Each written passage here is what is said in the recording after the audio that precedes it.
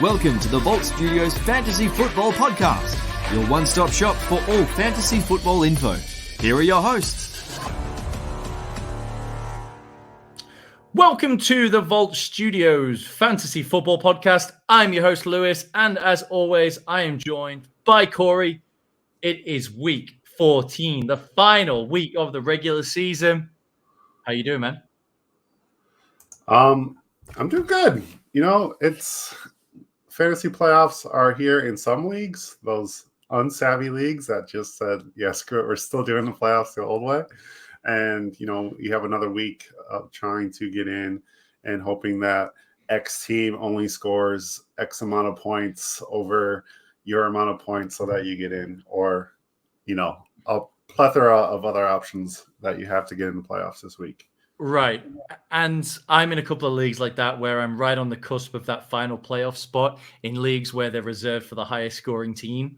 So, yeah, I need some guys to go off. The needle. I need some guys to go off in a big way this week. So, yeah, we'll see how that happens. If you are in the playoffs already, congratulations on making it. We hope that over the next couple of weeks you'll be able to navigate navigate the playoffs and make your way through. But quite honestly, just from a game theory perspective, I know we're all in it to win it, right? And reason why we play fantasy football is to try and win championships. The reality is, once you get to the playoffs and it's 1 week, anything can happen. Variance can rear its ugly head. Injuries can happen, especially this year and last year with maybe your top player ends up out on the COVID reserve list and there's just nothing you can do. In reality, having a consistent season, putting a good team together, working the waiver wire, and getting to the playoffs after putting together a strong roster really is the sign of a good fantasy football player. And then the playoffs is just a coin flip. It's like going to a penalty shootout in soccer, right? It's just flip a coin and see what happens. Yeah, it definitely is. I agree with you. To track your playoff, just appearances. I mean, that's your main goal in fantasy is just to get to the playoffs because anything can happen once you get there. Doesn't matter if you're the 8 seed or the 4 seed or depending on whatever seed that you need to be to get into playoffs. It doesn't matter once you're in because once the playoffs hit, all bets are off.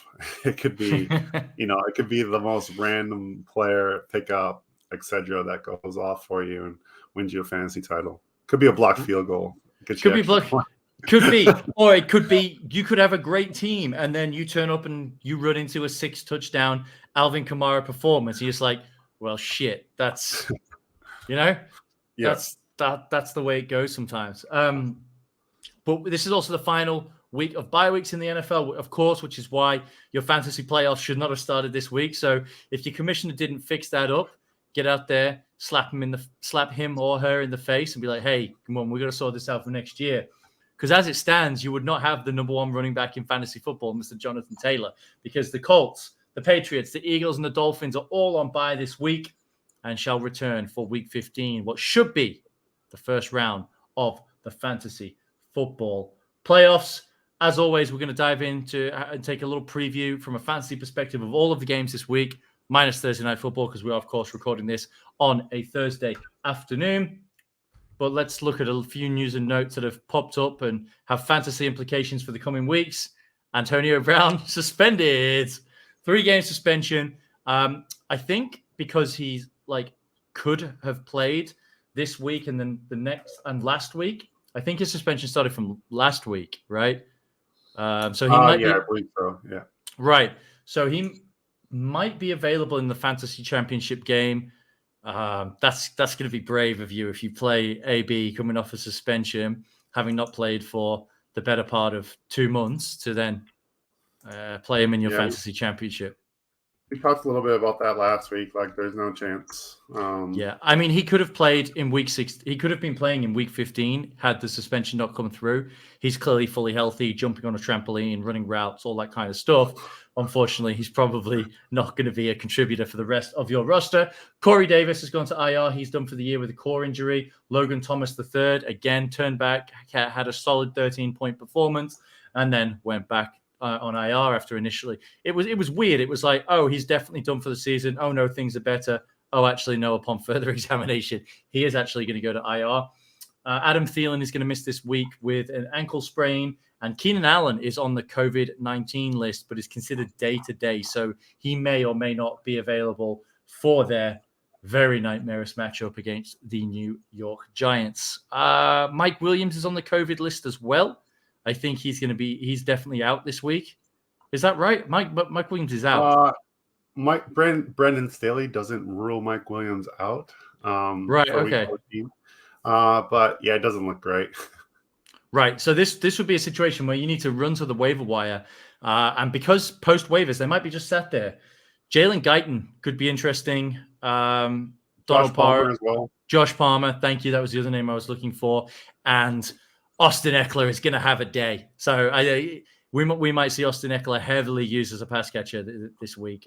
Maybe some stuff out of the slot as well. So congratulations if you have Austin Eckler. All right, let's dive into these games, Corey, and give you the floor here. Jets versus Saints, the matchup that everyone is craving for. Zach Wilson versus Taysom Hill. Elite quarterbacking on display. What's your takeaway for this game? Yeah, I hope Alvin Kamara's back. That's my takeaway for this game. This Saints offense is interesting in a way that we kind of that's one word to describe it. Interesting in a way that we don't know what the heck's going on from week to week. I think Taysom ended up with 4 interceptions last week. Yeah, but also just a truckload of fantasy points. Right, exactly. So he had 4 picks and he had like 26 points, 24 points or something like that for fantasy. But it does sound like Alvin Kamara will be back this week, which is a big get. Mark Ingram is on the reserve COVID list, but he is vaccinated. So I thought he'd already been ruled out for this game. It just says that he's on the reserve COVID list, tested positive, but is vaccinated, so he have to return 2 negative tests in 24 hours in order to play. Right. Okay. So it's still an option. Same with Keenan Allen as well, by the way, like we talked about. But yeah, so Kamara's expected to play, so that is good news with Taysom Hill. His rushing upside is what you're looking for in this one. And as for the Jets, what is there to say about the Jets? I think your tidbit that you're going to talk about is probably the only thing we have to say about the Jets, other than your boy. What's the tight end's name there?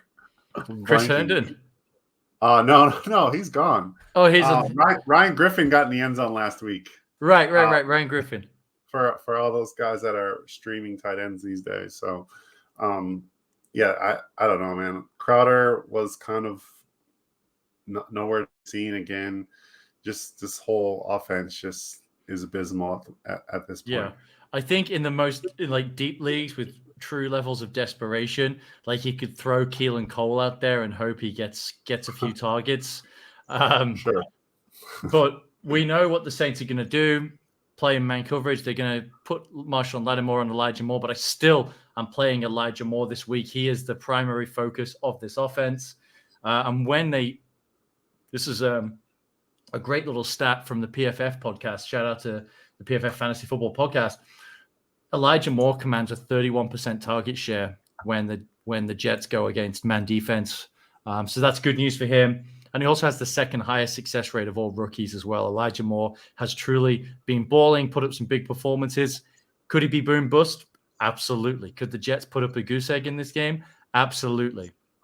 But I'm betting on the talent of Elijah Moore that he's not going to get completely nullified by Marshawn Lattimore, who's a good corner, but can have his off days anyway. Love the talent of Elijah Moore. Don't be scared to play him this week. Panthers versus Falcons. Not a game that's inspiring too much excitement, I'll be honest. No, it is a division game. The Falcons, Russell Gage has looked good. He has. Russell Gage has looked good. Takeaway there. He's been used as that underneath kind of just possession guy that just moves chains. Looks like Ryan trusts him the most of anyone on this offense right now. Last few weeks, I think he's really been, real nice asset as for, PPR leagues. Looking at his stats the last few games, he had 11 catches last week for 130 yards. Huge game. Huge game. He had 6 for 62 against the Jags, 5 for 49 against the Pats, 7 for 64 against the Saints.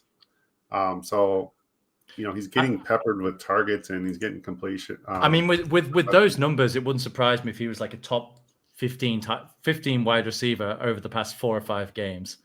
Just because he's been consistent. A lot of wide receivers haven't been. And that's what it takes in PPR. It's a good day if you're playing Russell Gage and he goes 5 for 50. It's even better if he manages to fall into the end zone, and then he will have those games where he's going to see double-digit targets and get 8 to 10 receptions as well. So he plays exactly like a poor man's Ridley. Right. And hopefully he might be a rich man, because if he keeps up this performance, I think the Falcons will probably look to reward him with a new contract, or he will find somewhere a team on the open market to be able to pay him as well. I'm not sure what his contract status is. But yeah, playing Russell Gage, I'm not playing Matt Ryan. It's just gross. I suppose you're playing Kyle Pitts. If you had him, he's really been underwhelming. But I like this game for Chuba Hubbard. Obviously, CMC being done for the season. He's going to get the bulk of the run game. And the reason why I really like this is the Carolina Panthers have parted ways with their offensive coordinator, Joe Brady. And according to the reports, it was just Matt Rule felt he didn't run the football enough. So I think we're going to see whoever's been promoted to calling plays, this is basically their first interview on the job. And if the last guy was fired for not doing something enough, you're sure as shit going to do a lot of that in your first audition. Who's the OC now? Brian Schottenheimer? Yeah, it'd be perfect. I have no idea who it is. Yeah, really no idea. Sounds like it'll be filled by Jeff Nixon, a longtime friend of Rule who served as Rule's offense coordinator at Baylor. If that's true, I am intrigued with Cam Newton in this game, because that Baylor offense, if you watched it, so much read option, so much power, QB power. That's perfect. If they're going to roll out that Baylor offense, that's ideal situation, because they've had the bye week as well to maybe install a few concepts. Obviously, they're not gonna completely change the offense, but if you can add a few wrinkles in there, utilizing sure. Cam Newton in the run game, I think we could definitely see that. Cam is definitely someone I like in play this week, which is apparently illegal to say on the internet these days. Yeah, don't say that on Twitter. Yeah, don't say that on Twitter. That's just a secret between you, me, and the Vault Studio. I might tweet it out right now. Someone's going to swat me for saying that. They're just going to come through with vicious intentions. Yeah, I like Chuba Hubbard this week. Obviously, you're playing your other Panthers pass catchers, DJ Moore, Robbie Anderson in a pinch. Texans v Seahawks in what could be one of the most uninspiring games of the week. Just gross. The Texans on paper present an absolutely beautiful matchup for the opposing team's running back. The problem is Seattle have managed to cobble together one of the nastiest rat shit collections of a committee at running back you'll ever see in your life, with 86-year-old Adrian Peterson, Alex Collins, Travis Homer, and I think Rashad Penny as well. Literally all of these guys are going to get touches and carries. It's going to be a gross, disgusting committee. I'm not playing any of them. I don't want to touch one of these running backs against the Texans outside of the deepest of leagues. And once I submit my roster, I'm dropping down on my knees and I'm praying for a touchdown, because that's all the hope you can get. Yeah. What a brutal game. I don't know what to do. I think, is Davis Mills officially starting? Because Tyrod's got a torn ligament in his wrist, right? Yeah, if I was tired with a torn ligament, I'd be like, fuck this. I'm shutting this down. I'm not playing again this season. I'm preserving my health. Fuck it. Yeah, if it's Davis Mills, actually, once Davis Mills came in, it kind of opened up Cooks a little bit last week. He just locked in on him and gave him 3 straight targets. So that helps him. But overall, I don't expect the Texans to do much in this game. I think this is going to be a gross game. It is a get-right game for Russell Wilson, and I fully expect for them to try to get those receivers in the end zone as much as possible. This might be a DK Metcalf week. So, this week of all weeks, the last few weeks have been pretty brutal, but this might be the week that DK pays off for you, of course. either to get into playoffs or the first round. Hasn't done anything all season. Yeah, or to like keep you out of the toilet bowl. Thanks, DK. Yeah, thanks. Thanks, DK. You've been real swell. A report came out. I just saw the tweet, so I don't know where it came from, but about Russell Wilson naming 3 destinations as somewhere he would take in a trade, because he does have a no trade clause in his contract, I believe. He named the New York Giants, the New Orleans Saints, and the Denver Broncos as possible destinations. 2 of those, well, they all make sense for different reasons. Obviously, he wants to go to New York because it's a big market, and they've got some players there, but he would automatically attract a lot more. I like the weapons there. Yeah, they just can't stay healthy. Kenny Galladay's fucking busted. He's broken. So is Sterling Shepard. I'd be busted too if I had those if I had Mike Glennon throw me the ball. I'd be like, also, bro. Yeah, also true. Yeah. Also true. Yeah, I think Russell Wilson could definitely help. Of course, he would help that offense. Denver, we talked about this last week, I think, right? That it's just absolutely prime for a big name quarterback to go there and ball out with the weapons that they've got there. Javonte Williams, Jerry Jeudy, Cortland Sutton, Tim Patrick, Noah Fant. Scene to Sutton pulling his hand out of the ground like a zombie after everyone buried him this past couple weeks. Someone not have thrown those lovely rainbow moon shots down the field to Cortland Sutton. That'd be nice. And New Orleans, obviously, right? Just going to work with Sean Payton and making some magic happen down there in a dome. I think that could really work as well. Kansas City versus Raiders. This could be a little fun game. Probably difficult for the Raiders to win here. The Kansas City defense is significantly better now than it was when they first got that win. Offense is still finding its feet, but it's always a get-right game when you can play the Raiders because their defense isn't all that good. But all I need to say is stop sleeping on Hunter Renfrow now. Like, he is, especially in the absence of Darren Waller, he is just an absolute target machine. Back-to-back 100-yard games, playing like one of the top receivers in the NFL, even though we know he's not. But what he's asked to do in his very specific role with his very specific skill set, he is elite at that. He is very, very good at getting open, playing out of the slot. He's on the same page with Derek Carr, looks to get him the football. Play Hunter Renfrow this week. Things should go well for you. Yeah, you play Hunter Renfrow every week. He's less well. Taxes and Renfrow, baby. But I'm interested to see how the Raiders come out and play defense, because everything's been made. Everyone talks about, Mahomes versus the cover 2 shell, blah, blah, blah. But when they played the Raiders knew that, but Raiders just stuck into their cover 3, and they got absolutely diced up by Mahomes. So will they change? Will they finally change what they do? It's not that easy to just go, we'll play cover 2 now. And, our linebackers will start talking to, our corners, and we'll get the depths right and things like that. So I don't know if that's going to happen. I like Kansas City to win this game. The Raiders have been resilient this all season, but I think this is a tall task for them to win this game. I'm not convinced Kansas City is just happy kind of winning these 19-6 games or whatever. They're going to try to – they've been trying to do they're going to absolutely beat the brakes off someone soon. And yeah, it could be the Raiders. Yeah, it could be. So start your Chiefs.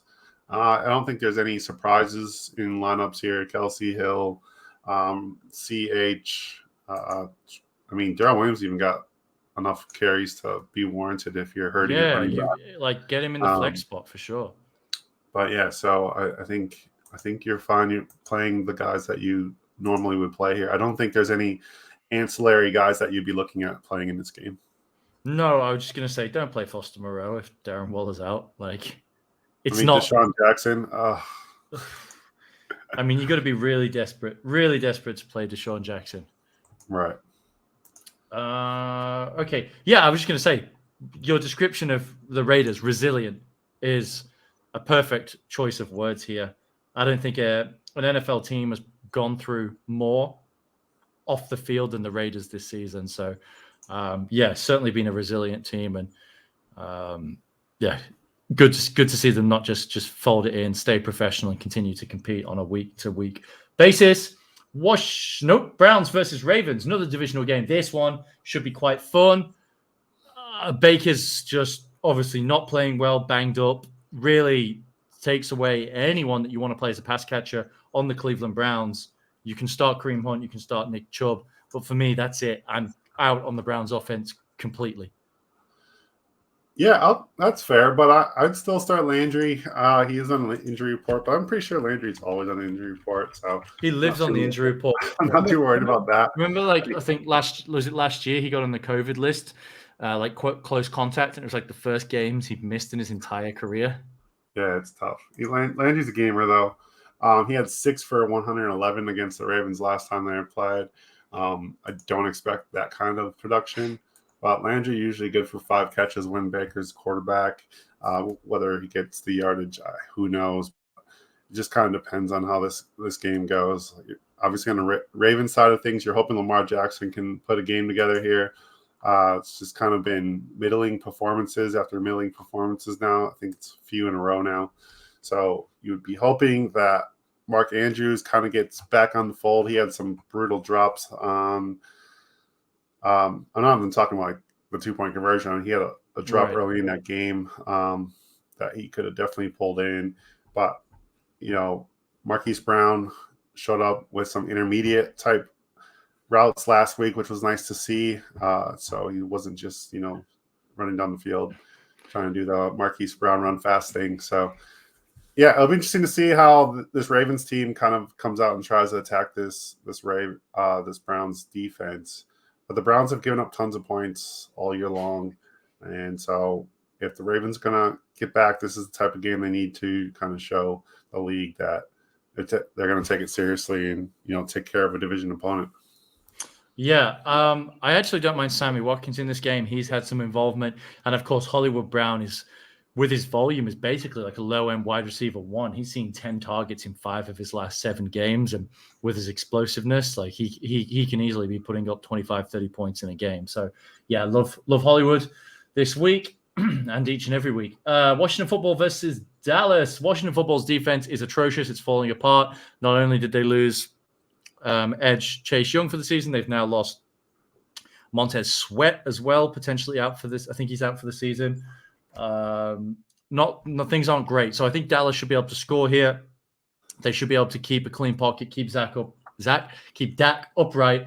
And this really should be a game for Amari Cooper in a get right spot after he's missed a few games with COVID and then lack of match fitness. CeeDee Lamb, Michael Gallup, you're playing them. You're playing Zeke, even though he's more of a low-end RB2. He has the touchdown equity. He has the goal line back. That's really what you're hoping for from him these days. I like the Dallas offense, and in one, I need them to score a lot of points in this one. I hope Taylor Heineke can get a little crazy with this one and make it a scoring game. Yeah, and if Taylor Heineke is going to give you a bunch of completions underneath and things like that, but the Logan Thomas injury hurts.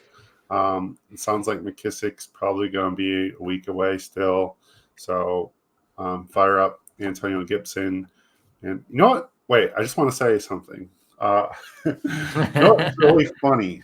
So you know how a few seasons back, Mixon didn't really do anything like the first half of the season, and then all of a sudden, like the last 5 weeks or 7 weeks. What happened was I remember this because I wrote an article on it. The Bengals had their bye right in the middle of the season, week 9, and so the first 8 games he was like running back 20 something. And then they just completely switched their offense, and he was like the running back 4 from weeks 10 through to 17. Right. So I feel like that's what's happening here with Antonio Gibson because he's just forced into this role where he's getting way more carries and touches. This is what like everyone envisioned. Yet no one's digging him for it. No one's digging him for it like they did with Mixon. Like when it was Mixon, they're like, "Oh, thanks for nothing," I've already lost 7 games this year or whatever. But it's very interesting. I'm keeping an eye on it. I think this back end run is probably going to overinflate Gibson's ADP, especially if J.D. McKissick returns to the team because he's got a clear carved out role. They like him. He's a heck of a football player. So that's something in terms of dynasty ADP in the offseason. And obviously, as we go to draft season next year to keep an eye on, because I think Gibson's value could be creeping a little too high. Titans versus Jags. Not very, again, not inspiring. Me. Yay, rivalry week. It's so much fun. Julio Jones is coming back. I'd play him, to be honest. This Jags defense is horrible. They do not scare you. And I'm playing Deontay Foreman. The Titans can run the football. They've got a great offensive line to defensive line matchup per PFF, and the Jags have got a piss weak run defense as well. So Deontay Foreman is very much in the picture. He could easily get 120, 130 yards on the ground and a score. You don't love Dontrell Hilliard this week? I mean, Dontrell Hilliard only had his run when Foreman was out, right? Well, he just had a big run, I would say. Yeah, but like that's what I mean. Like he wasn't Foreman banged up, which is why Hilliard was like brought into the fold or something like that. No, I don't think so. I think they're always gonna mix it up. But yeah, I don't know. Anyway, it doesn't matter. I'm playing Foreman. I don't know how we play this one. I'm playing Foreman. Forget the rest. Well, I hope Julio plays. That'd be nice. It would be nice to see him get some playing time under his belt. As for the Jags, it sounds like James Robinson's a little bit banged up. It was a weird situation last week. I didn't exactly look into it, but apparently he was banged up. So then Carlos Hyde was out there a ton, but then they put James Robinson out there in like 2 minutes drill at the end of the game, and they're like, well, if he was hurt enough not to play like the whole game, then like why is he playing? He also fumbled as well, and then got benched, and then Carlos Hyde fumbled and didn't get benched because he's Urban Meyer's boy. Because he's the Buckeye. Yeah. Because he's got all of the blackmail evidence on Urban Meyer. He's seen Urban Meyer sticking his finger up a bunch of different co-eds' butts in bars over the years. So with this receiving core, it's just a mess. I mean, LaVisca only have 3 catches for 30 yards after having 5 receptions the previous 2 games before that. So yeah, it's pretty messy. It's pretty ugly. It's a stay away if you can avoid it. Yeah. Yeah, and I'm not playing Tannehill either. Like the Titans are such a run-heavy team, like beyond ridiculous run-heavy. Unless you have to. Unless you're in like a. Unless you have to start Mike Glennon like I do next week. Right. And if you're in a Superflex league, and you had like, Jalen Hurts and Tua Tagovailoa and Carson Wentz, and they're all on bye or something like that. Like that's your option. But outside of those desperate times, no, I am not playing Ryan Tannehill this week. LA Chargers versus Giants, as you said, Mike Glennon. He might play, but I also heard about Jake Fromm potentially playing. No. He's going to play. He's going to make it out of concussion protocol. I need him to play. I don't know, man. The size of that neck. Do you know how much whip you can get with a neck that long? The concussions are serious, man. That's a crazy whiplash with that kind of neck. To be honest, it doesn't change what I'm about to say. I ain't playing any fucking Giants pass catches at this point. Like, what a shit show. Just no. And that's a big old no for me. Saquon Barkley might actually be able to get something going here. The LA Chargers aren't a good run defense. Having said that, they aren't a good run defense against competent quarterbacks. So potentially they might just sell out to try and stuff the run and be like, yeah, okay, Mike Glennon or Jake Fromm beat us through the air with Darius Slayton. So that maybe he gets some checkdowns and some dump offs and screens and things like that. It's just a mess. It's just Definitely. A mess. I mean, Saquon had 6 catches last game with Mike Glennon at quarterback. Yeah. Notable, Devontae Booker had 4 catches as well, and Evan Ingram had 4 catches for 61 yards. So anything that's short and easy to complete, immediately in front of him. Right. Probably with that, it just takes too long to just rotate that neck. Yeah, he needs to check down. Tunnel vision. We talked about the Chargers pass catches already. I don't think there's anything else to add there, but obviously you're playing Justin Herbert as well. Broncos versus Lions. it finally happened. We finally had the Javonte Williams breakout game, the coming out party. Huge game last week for him. But it does look like Melvin Gordon is going to return and play some role. Yes. Yeah, My I mean, God. it's against the Lions as well. I'm playing both of them. If you have them, you're playing these guys because the matchup is just so damn soft. How about it? Let's applause for the Detroit Lions. Woo! Getting their first win of the season. What the hell were the Vikings doing? What was Zimmer doing? Called a timeout, and then that's the shit you come up with? Why were they in like Hail Mary protection at Prevent defense? The corners are like at the goal line backing up. They're like, yep, he's going to the end zone. If anything, they should have been like Dr. Heat and just dialing up pressure like crazy on Jared Jared Goff. Getting Jared Goff's face because he's like the stone nuts worse under pressure. Yeah, exactly. Did you not watch the Super Bowl against the Rams? Just all that blitz, he just throws all it to that blitz Gilmore. all day, every day. That's all he needed to do, and they would have won that game. Oh, unbelievable. But yeah, I'm playing the Broncos running backs here. If you've got a Broncos player, probably play them because the defense is so bad. Like, it could happen. Even Teddy Bridgewater is probably going to get you there this week against in this matchup. So yeah, that's all I have to say on the matter. Oh, I'm just going to say it was Amon-Ra breakout season last week as well. Yes. The guy got his first touchdown. It was a game winner. I mean, what more could you want? Obviously, his name, Reynolds, was also in there and making plays as well. So Josh Reynolds looked very good last week as well. Yeah, I think he's playing himself into a contract next year with the Lions. I'm convinced of it. And he had 4 catches for 69 yards. So yeah, it's not nothing. He had 3 for 70 and a touchdown the week before. So I think this guy is someone that, Goff trusts, and he can throw the ball down the field too. And he can get down the field. He's a quick receiver, and he's good size as well. Yeah, absolutely. And the Lions are pretty much stuck with Jared Goff at quarterback for this year. Obviously, they're almost certainly going to draft one with the number 1 overall pick, you would think, although it wouldn't surprise me. There are none. Well, this is the thing. Well, yeah, but you know how it goes. There's always no quarterbacks, and then all of a sudden there's 4 first-round quarterbacks because that's how it goes. Yeah, but then it's EJ Manuel and Jake Locker, and then you're screwed in 3 years. Yeah. Man, I can't believe the Bills drafted EJ Manuel. Could have asked me. I watched him in the flesh, I was like, I was on exchange at FSU watching EJ Manuel. Who was the other guy from FSU?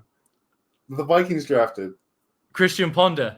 Yeah, exactly. I never saw him play live. That's who we're getting this year. But I never saw. Yeah, I never saw him play live, Christian Ponder. But I did see EJ Manuel, and I was still very, very limited in my football knowledge and trying to learn and educate. And I was like, "This guy? They drafted this guy in the first round?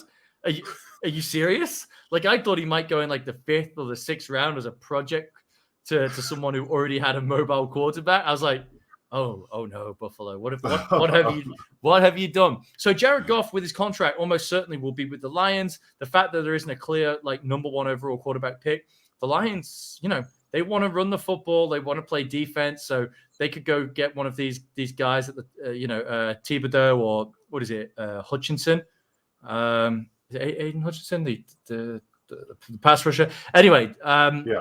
So they might bring back these guys who Jared Goff likes. Josh Reynolds, obviously, Amon-Ra St. Brown will be there, but yeah, these are guys that you can target very cheaply in the offseason because it's Jared Goff, because it's the Lions. Go and throw some 3rd and 4th round picks at these guys and see what sticks.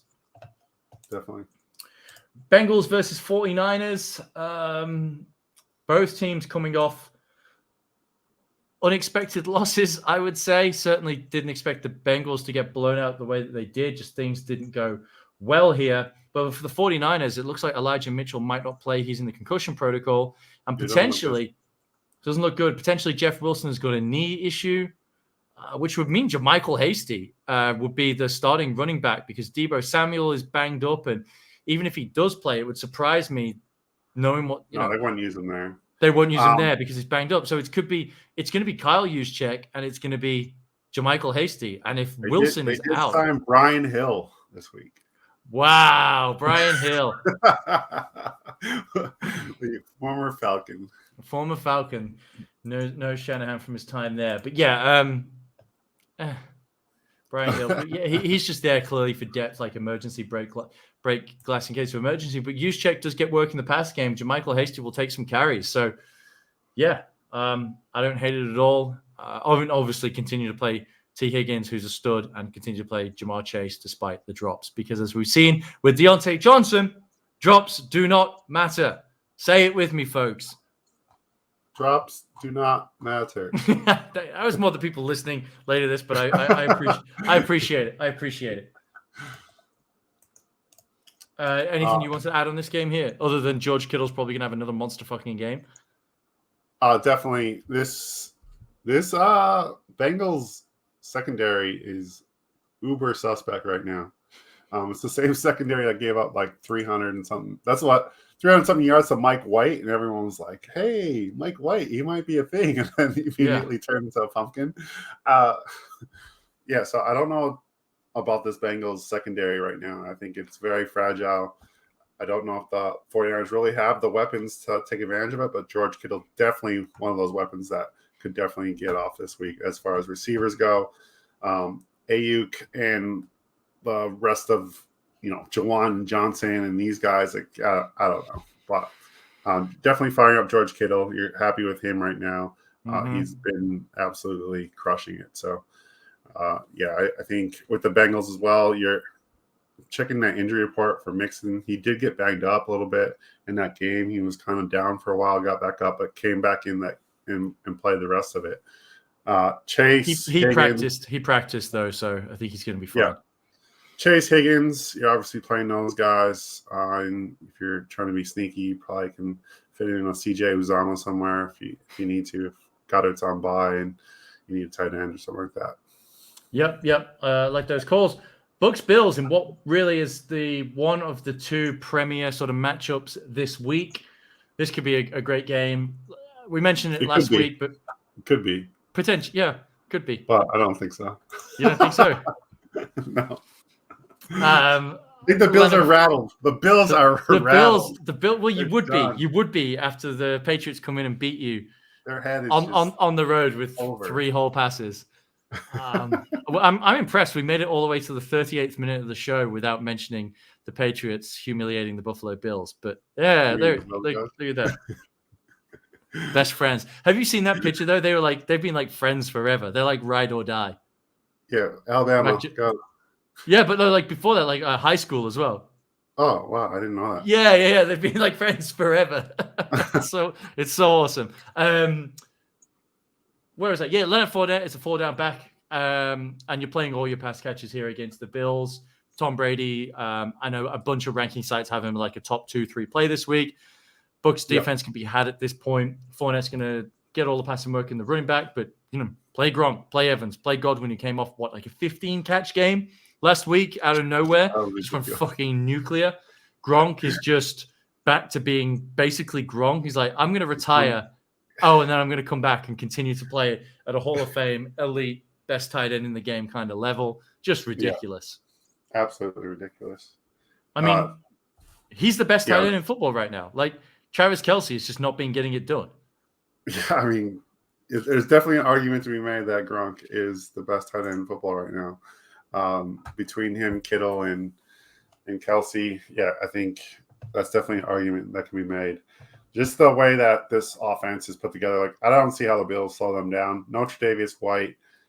This is definitely the hardest matchup the Bills have had as for quarterback in about, I don't know, all season, obviously. But in the last 7 weeks, they've played literally the worst set of quarterbacks that you've ever seen in your life. So plus Mac Jones. Let's not put Mac Jones in that list. Well, that doesn't count because he only threw 3 times. So I know it's not really facing a potent pass offense. But basically, Buffalo, they played the Patriots, obviously. Then they played the Saints and Trevor Siemian. And then they played went in a rainstorm, which they didn't really pass. Like they got there. Jonathan Taylor ran. Oh, that's when Jonathan over Taylor them. just jammed his shit right down their throats. Right. Then they faced the Jets quarterback, which was whoever the fuck that was. Yeah, Trevor Lawrence and Tua about 7 weeks ago when he was on his terrible slide. So, I just this is a tough matchup for this Bills defense. We're going to see who they are really after this. If they lose this game in a big way, it could be curtains for this Buffalo season, just like that. Oh no! That would be so terrible. Don't they play the Patriots again? Don't they play the Patriots again the week after in Foxborough? They play the Panthers and then the Patriots. Oh, okay. They got the Panthers in there because I know that there's been a few quick turnaround games in divisions. Yeah. Wow. Imagine them dropping 3 or 4 over this stretch. Yeah, it'd be tough. And then Miami overtakes them. Miami keeps winning. That would be brutal for them. Yeah. Well, Miami can't drop a game this week because they're on a bye. So right. Yeah, Buffalo with everything to lose. Packers versus Bears, another division rivalry matchup. The Bears are going to get curb stomped. Justin Fields is going to play. It's going to be horrible. It's going to be truly horrible. The only player I'm interested in with Justin Fields, Mr. Hold the ball for 11 seconds per drop back, is David Montgomery. That's it. Like in a real desperation play, you could maybe play Darnell Mooney, but it's not good. Maybe revenge game narrative for old Dusty Jimmy Graham. Maybe, I guess. No. I think I like Jimmy Graham better when Andy Dalton quarterback though. But yeah, that's just me. Like I like Jimmy Graham better when Drew Brees is quarterback.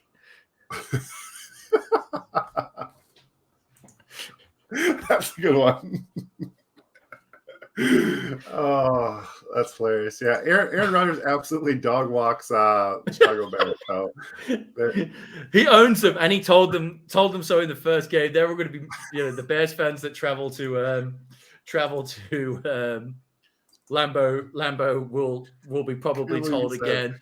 I would love to see Aaron Rodgers walk out literally with a stuffed Chicago bear on a leash and just dog walking across the 50-yard line, dragging it behind, just spitting on it, just with absolute no regard for it. I just want to see him go full heel. His antics have been hilarious, putting it showing off his foot in the interview and just railing on people, growing his hair out of control, looking like that mad Swedish actor from Prison Break with the long hair, looking all haggard. I absolutely love it. Aaron Rodgers going full heel this season has been hilarious. But yes, play Aaron Rodgers, play Devontae Adams, play AJ Dillon, play Aaron Jones. This has become a very true split backfield now. AJ Dillon has carved out a role for himself, so you like him this week as well.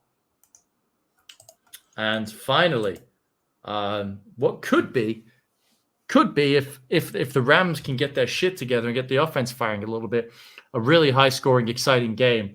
Cardinals versus Rams. It's a battle of the hot coaches, Sean McVay versus Cliff Kingsbury. Who's got the best style on the sideline? Who's got the best bachelor pad? It's very, very much he's so hot right now. Head coach matchup. Darrell Henderson, man, is your guy going to be ready to go, or is it going to be another emergency situation? I don't know. What did he dress last week? Was that? He dressed, but it was emergency, and he didn't play a single snap. Sony Michel played 100% of the running back snaps, which is crazy. You always want to see from Sony Michel. Good old Sony. Yeah, he had a good game. Yeah, for sure. I think Sony still, he gets it done. He's he's a ham and egger, is what they call him. He gets what's flocked for him. What's given for him? Yeah. Yeah. You know what?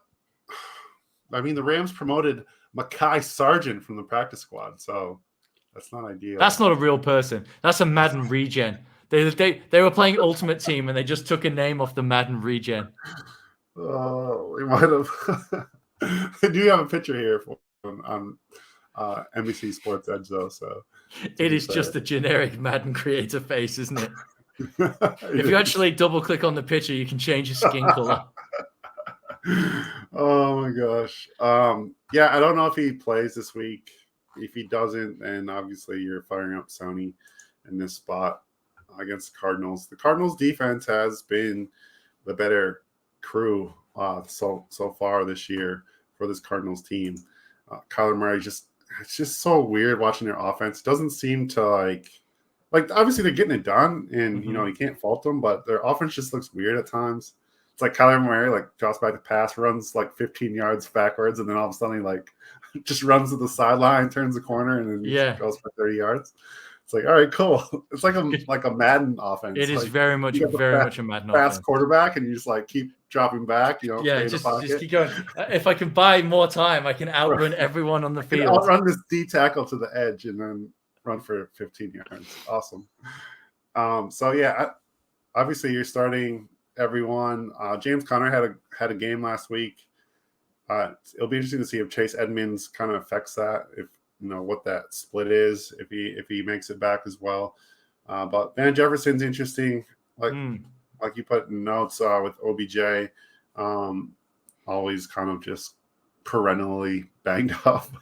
Yeah, always has something going on. By the way, did you see that quote that just came out? I think it was out of The Athletic. It was just a screenshot on Twitter, but it looked like the font from The Athletic, and it was a locker room quote. So I imagine it came from it. But it was Van Jefferson. I think it was last week or the week before. He had a bad game and sort of was struggling, and OBJ came over to him and sort of gave him showed him a video or some clippings on his phone of all of the shit that people had said about him, just sort of negatively, and saying just don't listen to anyone, keep going, you got it kind of thing. It was being a leader in the locker room and building up Van Jefferson, who was sort of getting down on himself. I was like, oh, there you go. Maybe Odell's not a complete piece of shit. Maybe the narrative I don't think Odell's that bad. I think no, neither do I. That's sort of, I was being exaggeratory. I think it's just all media narrative because he's a bit of a diva wide receiver, and I think definitely. And these guys go through tons of scrutiny. I think in the newest Man of the Arena, Brady clips out Skip Bayless saying like 25 things that he got wrong over the years. Yeah, I am desperate. I haven't watched any I haven't of that seen yet. This one yet, but I saw that they talked about it. So how many episodes are out now? This is the 4th one coming out. And there's 10 altogether? I don't know how many there are, because this will be the Randy Moss 2007 ish season. Oh yeah, so it's going to be 10 then. We got ages to go. Yeah. So the Moss story in there looks pretty cool. He snuck into the Patriots hotel when he was playing with the Raiders. Really? And was like, Tom, I want to play with you. And he's like, I know you guys got a game tonight, but I want to play with you. And then all of a sudden, off season, Bill's like, do you want Randy Moss? Or what do you think about Randy Moss? He's like, hell yeah, let's get him. Hell yeah, let's get Randy. It's Randy freaking Moss. Are you serious? Yeah, that's awesome. Yeah, Doug Gabriel played for the Patriots, and Randy Moss was friends with him. Right. Okay. Oh, you'll love it here. Yeah. So it's nice. It's I'm really looking good. forward to watching that. I just got to find a way to watch it here in Hungary because my KO doesn't work anymore. So I got to figure that out. Cheers.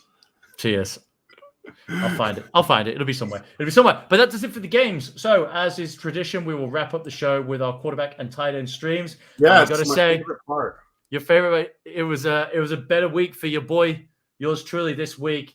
Taysom Hill, the Mormon missile, getting it done with 24 fantasy points. Tyrod got hurt. It all went to shit, and he had 2 points. So as things stand, with 3 weeks left to play, Corey is 1, 2, 3, 4, 5, and Lewis is 1, 2, 3, 4, 5. So we are 5 apiece in the quarterback streaming game. There's going to be a winner because we got 3 weeks left. We cannot tie. This is going to be great. We're going to go right down to the wire. And this week, I'm going back to the well.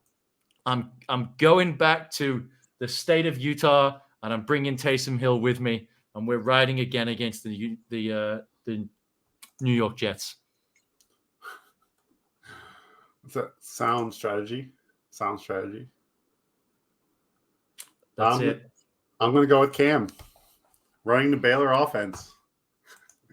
Cam, at least 10 rushes. Come on. Cam, the Baylor Bear. Let's go. All right. I like it. And in what continues to be one of the worst spectacles in fantasy sports, our tight end streaming under 50%. 0.7? Come on, man. Yeah. We've had, now you know how I feel. Now you know how I feel, because I've been the end of some of these absolute dog shit performances. I owned James O'Shaughnessy, who got me a whopping 3 points. And you managed to get 0.7 with Gerald Everett. Like, he must have had a fumble, right? Like, I don't know what happened. I don't care. 0.7 is ridiculous. Or did they give him a carry? Did they give, maybe they gave him the screen that was like, maybe they gave him a screen that was behind the line of scrimmage, a backwards pass, so he gets 7 yards or something. I don't even know. I don't even know how that happens. But Corey has got 3, 5. Dude, we are 5 apiece in the tight end streaming as well. Man. This is electric. I think if this tight end streamer thing, if this tells us anything, it's draft a freaking tight end that's worth something. Well, yeah, or at least you can't rely on the waiver wire. So like grab, yeah. The thing is though, Travis Kelce, if you spend a first round pick on Travis Kelce, I'm not saying that. But. No, I know. Like Darren Wallace burned you, George Kittle burned you. I think we're gonna see some recency bias and maybe like second round Travis Kelce, 4th round Darren Waller next year is going to be a huge bargain. This week I'm going with Jared Cook from the not San Diego, the Los Angeles Chargers. It's amazing how that still sticks in your head. The Los Angeles Chargers, just because we talked about having virtually no pass catches, maybe he gets out there, they split him out wide for a few, use that big frame of his in the end zone. I got some stats for you for mine. I got Tyler Conklin. He's 30% rostered right now. He's coming off 12.6 point performance and had a 21.9% target share this past week. And then Adam Thielen suffered a high ankle sprain. You know what? With Thielen out, Conklin ended up running a route on 73.9% of the team's dropback. And I don't see how that changes this week as the Vikings play against the Steelers. And I think Conklin, get you. I think he could go for about 40, 50 yards. And might even get in the end zone this one. Oh, yeah. Well, Adam Thielen is his end zone guy, so he will be looking for someone else. So, yeah, I look forward to this being another 3-2 victory for someone. Yeah, definitely. All right, man. That's going to do it for this week. Anything else you wanted to add before we get on out of here? No, I think that's good. Make sure you guys check out everything that Lewis is doing. Make sure you check out me at CMoney52 on Twitter. And yeah, hopefully you guys make the playoffs. Hopefully you guys win your round one, whatever the case may be. And hopefully that we helped a little bit in your rosters this season. Yeah, absolutely. We hope we're able to get you to the playoffs. We've had some hits, but we've had some misses, but we've had a few good hits as well. And in a sort of like new format for the show, we sort of decided to readjust how we were going to do it. But I think some of the guys that we picked out on a weekly basis, some games have quite often come through. So I'm pretty pleased with a lot of the calls that we've had, especially given the absolute arena of chaos in which the NFL has been this season. Truly, like I know we say this every year, and it's just because you're inside of it, and it just seems more chaotic. But I think this has been one of the most random, chaotic years in recent memory for fantasy. Yeah, it definitely feels that way. All right, we're going to get out of here. Best of luck with week 14, and we will catch you next week. Corey, see you later, man. See ya.